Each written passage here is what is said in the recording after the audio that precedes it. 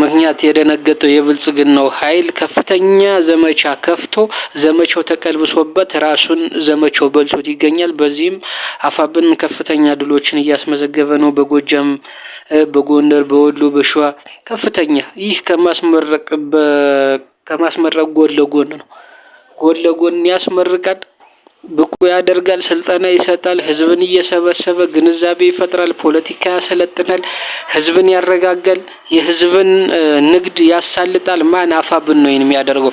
የብልጽግናው መከላከያ በሚዘርፍበት ሰዓት በሚደፍርበት ሰዓት አፋብን ይህንን እየቀለበሰ የሚያጠፉትን እየቀጣ ስራ ዘግተው ህዝብን የሚያጉላሉትን እየቀጣ እንግዲህ የተሳለጠ ስራ የተሳለጠ የባንክ አገልግሎት እንዲሰጥ እያደረገ ነው።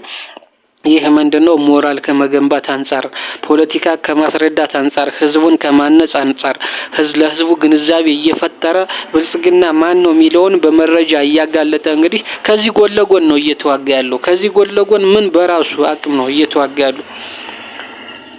ስለዚህ በጣም ይበል የሚያሰኝ አማራ በዚህ ደረጃ መገኘቱ በጣም የሚያኮራ ለጠላት ግን መርዶ የሆነ ነው። ስለዚህ ይህንን አጠናክሮ እንዲቀጥል ምን ያስፈልጋል? አንድነቱ ያስፈልጋል። ምን ያስፈልጋል? መተባበር ያስፈልጋል። ምን ያስፈልጋል? ድጋፍ ያስፈልጋል። አንድነቱን የሚቀጥል ድሉን የሚያስቀጥል ድጋፍ ያስፈልጋል። አማራው አንድ መሆን አለበት። ይህ ምንድነው? እነ አያሌው መንበር አይነቱ ተጨቃጫቂ የደቡብ ጎንደር ባንዶች እንደነሱ አይነቱ የምስራቅ ጎጃም ባንዶች እንደነ ተመስገን ጥሩነህ አይነቱ እንደነ አረጋ ከበደ አይነቱ አያስፈልጉም። እነሱን መታገል ነው ያለብን። እነሱን እንደነ አብዱ ሁሴን አይነቱ የደቡብ ወሎ ባንዳ እነሱን መታገል ያስፈልጋል። እነሱን መታገልና ለአፋብን መንገድ መጥረግ ያስፈልጋል። ስለዚህ ይህ ነገር መቀጠል አለበት።